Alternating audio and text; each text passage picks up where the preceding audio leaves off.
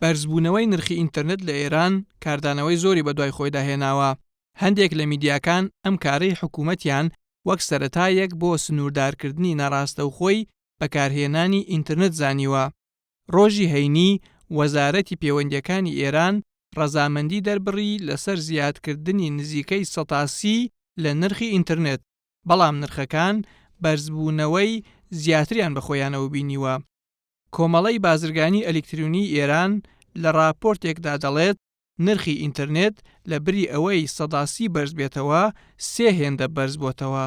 بۆ نمونە هەمڕاه ئەڤەل گەورەترین تۆڕی پەیوەندیکردنی ئێران پاکێجی نوێی ئینتەرنێتی بڵاو کردوێتەوە بە نرخی 6,000 تمەن بۆ هەر گیگابایتێک، لە کاتێکدا پێشتر نرخی هەر گیگابایتێک 2,000 تمەن بووە. هەروەها دووەم گەورەترین تۆڕی پەیوەندیکردن بە ناوی ئێرانسەڵ پێشتر پاکێجی 10 گیگابایتی پێشکەش دەکرد بە 36,000 تمەن. لە ناکاوە نرخی پاکێجەکەی بەرز کردوێتەوە گەیشتۆتە 76,000 تمەن.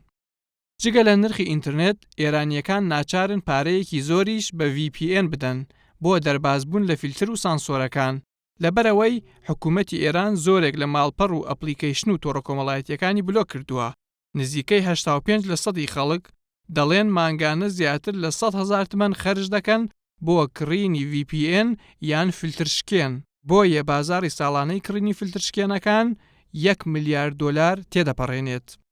ماڵپەڕی چاودێری ئێران دەڵێت پچڕانی ئینتەرنێت لە ئێران لە دوای میانمارەوە لە پلەی دووەمی خراپترینی جیهاندایە.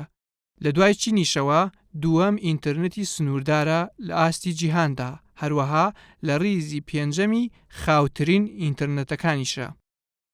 محەممەد جەواد ئازەری جەهرومی وەزیری پێشووی پەیوەندیەکانی ئێران لە وەڵامی بەرزبوونەوەی نرخی ئینتەرنێت نووسیوێتی ئەنجامەکە ڕوونە.